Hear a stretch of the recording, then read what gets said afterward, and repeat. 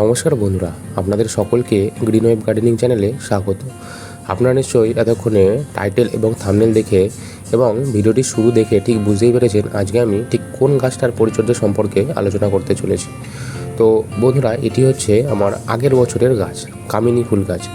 এই কামিনী ফুল গাছের আজকে আমরা সঠিক পরিচর্যা এবং ঠিক কোন সময় রিপোর্টিং করলে এবং গাছটিতে ঠিক কী খাবার প্রয়োগ করলে আমরা গাছটিতে সঠিক সময়ে ঠিক এত প্রচুর পরিমাণে ফুল পেতে পারি, সেই সমস্ত বিষয় নিয়ে আজকের ভিডিওতে কিন্তু আমি আপনাদেরকে বলতে চলেছি। তো গাছটিকে দেখে আপনারা নিশ্চয়ই বুঝতে পেরেছেন গাছটিতে কিন্তু আমার আগের বছর গাছ ভরে কেমন প্রচুর পরিমাণে ফুলে ভরেছিল। এবং গাছটিতে যখন ফুল আসবে আপনাদের সম্পূর্ণ ছাদ বাগান বা আপনাদের সম্পূর্ণ বাড়ি কিন্তু এই ফুলের সুগন্ধে কিন্তু একদম ভরে যাবে। এবং এই গাছটির এবং এই ফুলটির সুগন্ধ এতটাই সুন্দর, এটি শুধু আমাদের নয়, বিভিন্ন রকমের মৌমাছি, প্রজাপতি এদেরও কিন্তু সাধারণভাবে আকৃষ্ট করে থাকে। এবং এই গাছটি এতটাই সুগন্ধযুক্ত, তাই আমরা কিন্তু আশা করি সকলেই প্রায় আমাদের বাড়িতে কিন্তু এই কামিনী গাছ রোপণ করতে চাই। আসুন বন্ধুরা, চলুন দেখে নিই কীভাবে আমরা এই কামিনী গাছের ঠিকভাবে আমরা পরিচর্যা শুরু করি। তো বন্ধুরা, আপনারা গাছটিকে দেখে নিশ্চয়ই বুঝতেই পারছেন গাছটি কিন্তু আমার এই একই টবে প্রায় 1.5 থেকে 2 বছর ছিল। তো সেই কারণে গাছটির টবের মাটি যে ছিল, দেখুন সম্পূর্ণ টবের যে মাটি কিন্তু শিকড়ে ভরে গেছে, অর্থাৎ রুট বাউন্ড হয়ে গেছে। তো এখন আমরা এই যে পরিস্থিতি এই মার্চ মাসে যদি আমরা আমাদের কামিনী গাছ বলে না, যে কোনো ধরনের পার্মানেন্ট যে সমস্ত গাছ রয়েছে সেগুলিকে যদি আমরা এই সময় একটু রিপোর্টিং করে দিতে পারি, তাহলে নেক্সট যে সিজন আসে সেই সিজনে কিন্তু আমরা প্রচুর পরিমাণে আমাদের প্রত্যেকটি গাছ থেকে কিন্তু ফুল পেতে পারি। তো আপনারা নিশ্চয়ই দেখে বুঝতেই পারছেন টবের মাটিতে পুরো শিকড়ে কিন্তু ভরে গেছে। চলুন আমরা আস্তে আস্তে টবের মাটির যে শিকড়গুলি রয়েছে শিকড়গুলি আস্তে আস্তে আলগা করে নিই এবং পরবর্তীকালে আমরা কিন্তু আমাদের এই শিকড়গুলিকে ভালোভাবে কাটাই ছাঁটাই করব এবং সঠিকভাবে মাটি প্রস্তুত করব। তো দেখে নিন বন্ধুরা।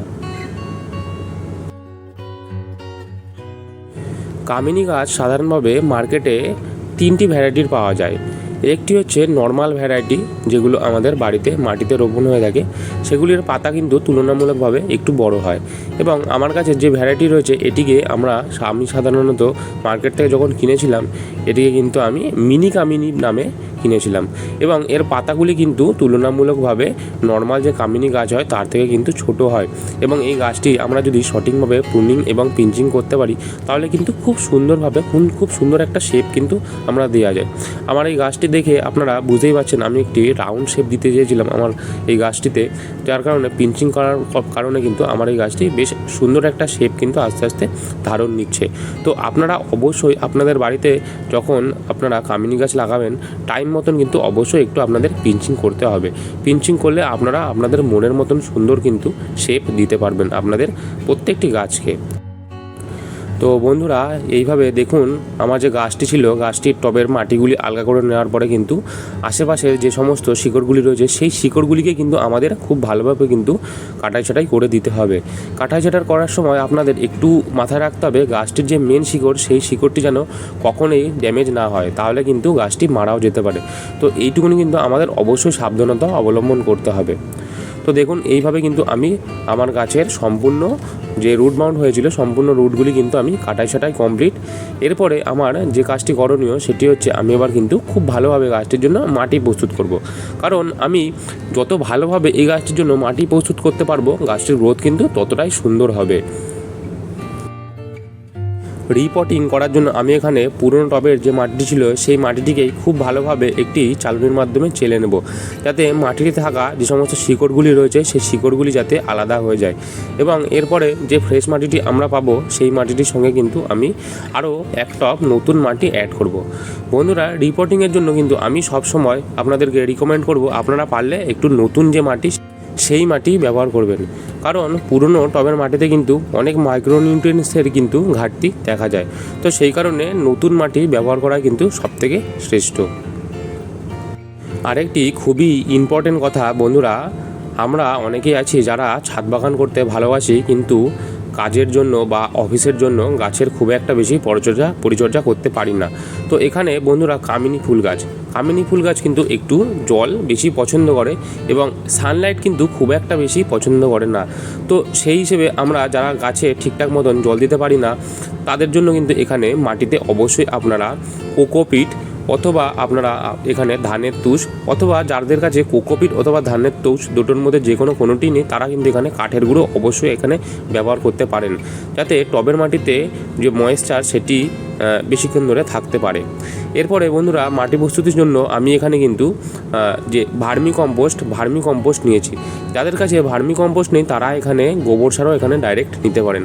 এরপর মার্কেটে কিন্তু হাড় গুঁড়ো, শিংকুচি এবং নিমখোল এই 3টি সারের মিক্সড সার কিন্তু মার্কেটে কিনতে পাওয়া যায়। এই সারটি আপনারা যদি আপনাদের টবের মাটিতে দিতে পারেন তাহলে কিন্তু আলাদাভাবে আর কোনো সার প্রয়োগ করার প্রয়োজন নেই।